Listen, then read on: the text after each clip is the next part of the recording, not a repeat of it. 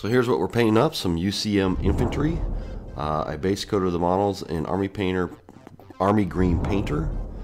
I then applied some PVA glue and some sand basing material to the infantry base.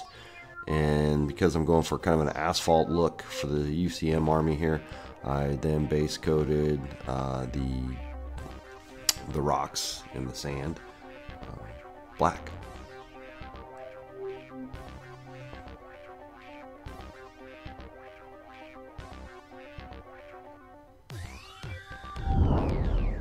Then I simply did a round of dry brushing medium gray right over top of the black.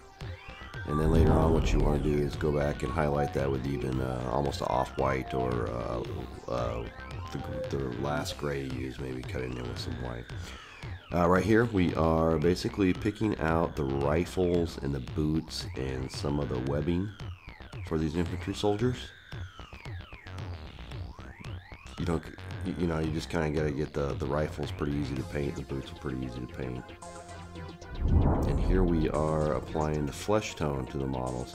Now if you take your brush and you got a nice point, you start on one of the outside edges and then just kind of lay your brush across the face area.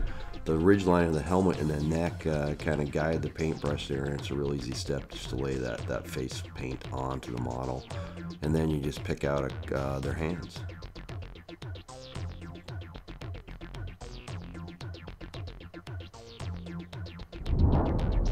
And then finally, when they're got the colors on them, I just give them a wash of a dab black. Now, if you don't want to do the detail work on these, it's perfectly acceptable to just paint them all, say that army green, and then just give them a nice wash over top. They're small models, they're not super detailed, but it does add a little bit of element of depth to it when you do add some second and third colors there. So do whatever pleases you and you'll be good to go. Alright guys, thanks. As always, please like and subscribe if you found this valuable at all. Play the Dropzone Commander demo at Terra Crux Games, 760 Commerce, Tacoma, Washington.